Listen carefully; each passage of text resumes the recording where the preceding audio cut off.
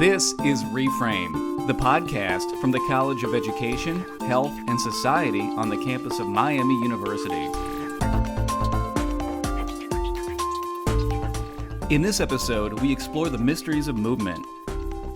Since for most of us, movement is such a mundane and everyday activity, it may seem strange to learn that we really don't know all that much about it. But in reality, the ways in which we move actually hide an intricate complexity that, so far, is actually pretty mind-boggling. So to learn more, we're here with Dr. William Berg, professor of Kinesiology. So Dr. Berg, can you start by maybe giving us just a quick background on the subject and explain why the study of movement is so important? To me, human movement is actually, other people will disagree, but is the most important thing we do because it's the only way we have to affect the world. The only way. So memory, perception, cognition, all of that eventually has to serve action. Otherwise, it isn't manifested anywhere. So what I've done in my career is try to understand how we actually move and how we learn to do complex and adaptable movements, which is a pretty hard problem. We're not doing a great job on figuring out how that works, but it's a hard problem. And why is that? Like, what makes it such a hard problem to solve? Or maybe, for someone who looks at this subject very closely, what do you think are some of the biggest challenges facing the field today? For my field, in terms of understanding human movement, the biggest challenges are just understanding the human brain and how the central nervous system works. We're improving our understanding, but we have a long way to go. So if we could understand what the changes were in the brain when we learn, I think we would have a better idea of what we would need to do to help people learn. But we don't understand that yet. So I think that's a big challenge.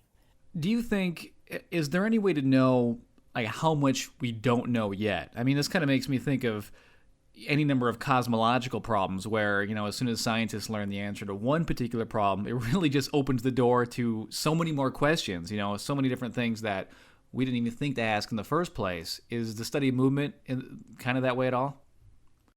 I can tell you this.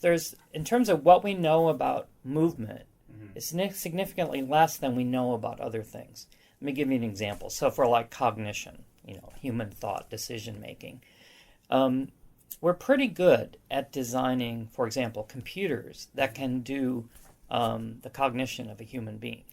There are computers that can, beat the chess champions, the chess grandmasters. But when it comes to the simple dexterity of picking up a chess piece and moving it to another space on the board, we can't design a system that can do that very well. We can design a robot to do that, but that robot then is not adaptable. They can't decide to do, or they can't move it to a slightly different place. So we're doing really good at solving the cognition problem, but we're only at the baby steps in understanding how we actually move, in a dexterous sort of way. So you can, like the example that this guy by the name of Daniel Walpert always suggests is, we have computers that can beat the chess grandmasters, but a 5-year-old is far more dexterous and adaptable than any robot that we've created. So, relatively speaking, we don't know very much about this thing we call action. Well, that makes me wonder what makes it such a complicated problem. If you just pulled someone off the street and said, how do we move? They'd just say, well, the brain sends a signal down the central nervous system or whatever and tells the arm to, quote unquote, move, end of story. You wouldn't think it'd be so complicated. Exactly, you wouldn't. And that's because many of the movements we do, in fact, most of the movements we do on a daily basis are unconscious. We just do them unconsciously. One of the things I study now, I look at how the brain does unconscious sorts of things to help us out posturally. So I study things called anticipatory postural adjustments. These are automatic adjustments your body makes without you knowing it when it anticipates that something could go wrong. So if I stand up and if I just do this really rapidly, At this point in our conversation, Dr. Berg stands to demonstrate one of the specific movements that he studies in great detail. And it's very simple. He just stands straight up, and he has both arms resting at either side, and then he just simply raises both his left and his right arm at the same time until they are extended straight forward. Of course, these muscles here have to move my arms, but before those muscles will contract, the muscles in my back and my glutes and my hamstrings contract first. My brain anticipates the consequence of action and plans ahead for it, and it does that all without us having to pay conscious attention to that. And it obviously it does so very rapidly. So I think, and we don't understand very well all of the prediction that our brain does in terms of, and so I think that's one of the reasons it's so complicated. And most of that prediction is done unconsciously. So it's like the self-driving car thing. You know, they say we're going to have these things pretty soon. But one of the problems is the driver we can engineer the human out of the system, and we can engineer a lot of the errors that the human makes out of that system. But what's the hardest part is the prediction capability of the human. That is the hardest thing to manifest in the driverless car, to get the driverless car to predict what's going to happen. That's what the human brings to the equation. That is the most challenging part. And we don't understand that very well. One thing I've heard about with these driverless cars is what they need to do is allow them to collect information from all the other cars on the road. And that will give them eventually that prediction capability. But that means they have to be sensitive to all the other things on the road. So I think our understanding of how our brains anticipate and predict and estimate what's going to happen is kind of the cutting edge of understanding human motor behavior anyway. So one might think that this would be akin to just like a reflex action, but it's not even that, not at all, right? I mean, it's all the things that go into even conscious movements that we are first unconsciously doing. It's all the things that the brain did to figure out how to get to that eventual conscious action by using other parts of the body to make that movement even possible in the first place, right? Exactly. It's not just the moving of the arm. If it were just that, we're just robots. And that's if you look at like humanoid robots, aren't very sophisticated. They can walk on two legs. That was only a recent development. I mean, we only recently got robots to walk on 2 feet, something that toddlers can do. Not very well, but they can do it, which shows you how complex just basic locomotion must be. Yeah, it's not just the moving. It's all that has to go in, all that has to take place to support that action. So, and our brain is doing that for us. And most of the time it's doing that for us without our even knowing. We didn't even know we had these things called anticipatory postural adjustments until 1969. Now, my students think 1969 was ancient history, but it wasn't. We didn't even know we had these things, until 40 or 50 years ago. The things that we do unconsciously are very difficult to understand. If we don't know we do them, how do we study them? Now, assuming we can study this in greater detail and continue to learn more, what would that mean? What would unlocking this knowledge make possible? Or what is the potential awaiting the future if, we suddenly just had all these secrets of movement available to us? Okay, so if we could have a better understanding of how human beings move, and especially move adaptably, because that's what robots can't do. They're not very adaptable. You can get a robot in an automobile factory to do the same thing over and over and over again, very precisely and very well. But they couldn't do something different on every trial like we do. So I think if we can figure that out, it might open up just our understanding of how we work, but that might open up new avenues for learning, for rehabilitation, that we probably can't even anticipate at this point. A little bit earlier, you talked about how your current work focuses on studying these anticipatory postural adjustments. So what are some of the things that you looked at when regarding these unconscious actions that the brain makes for us, to prepare us for the conscious actions that we want to make? So one of the things we spent a number of years trying to understand was how fatigue affected those. And what we found was, and this is pretty interesting, so this muscle turns on, okay? When this muscle turns on, the arm begins to move.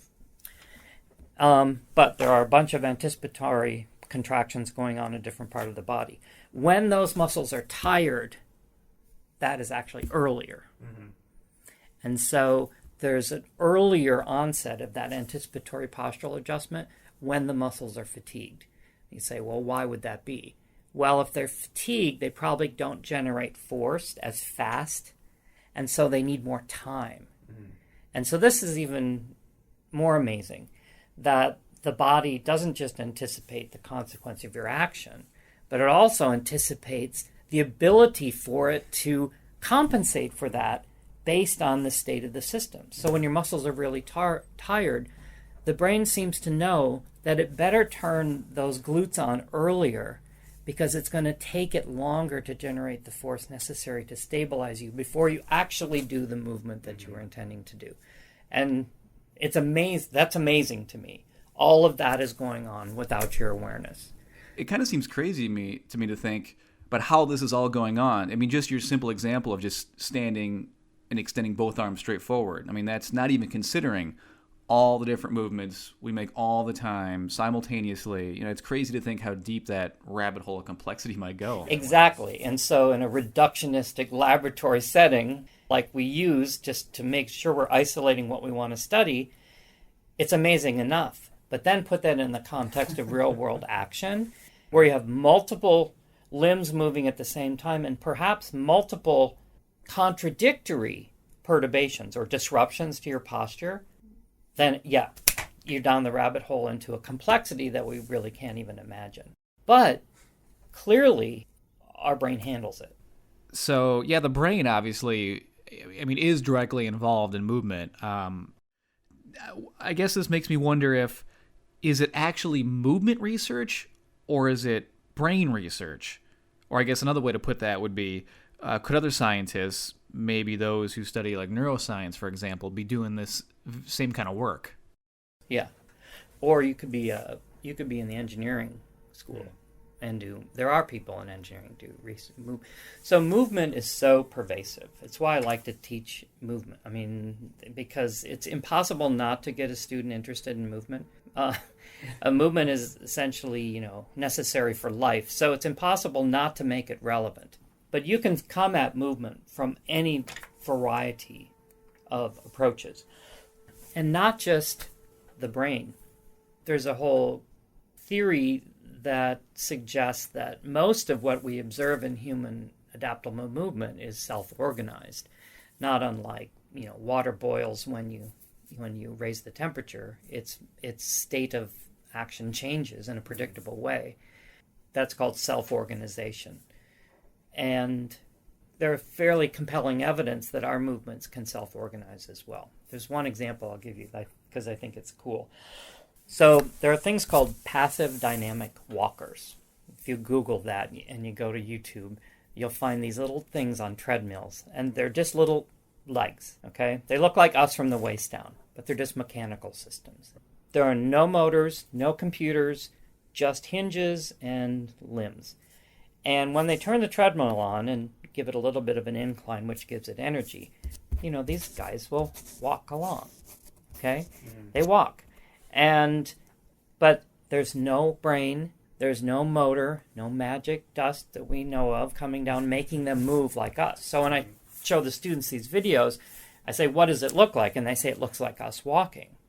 And I say, well, okay, that's what most people would say. It walks like us. But then I ask them, maybe we walk like it does. And that's usually too deep. But the point is, that thing's walking like us, not because it has our brain. It doesn't have our brain. It's walking like us because it has the same physical structure and it's being imposed to the same constraints that we are. So maybe we don't walk like we do precisely because the brain tells us to do that. Maybe we walk like we do because we live in this particular gravitational environment and we have this particular physical structure. So we cannot attribute all of our skill and complexity and adaptability to our brain. This gets you even further down the rabbit hole.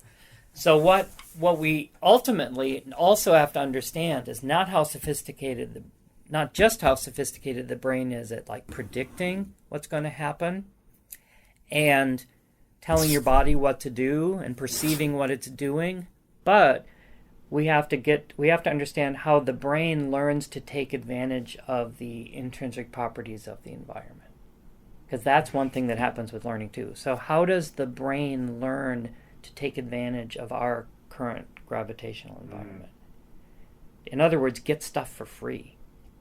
And that's even one step removed from the complexity that we've been talking about. And that even seems to bring in like this the notion of like evolutionary biology too.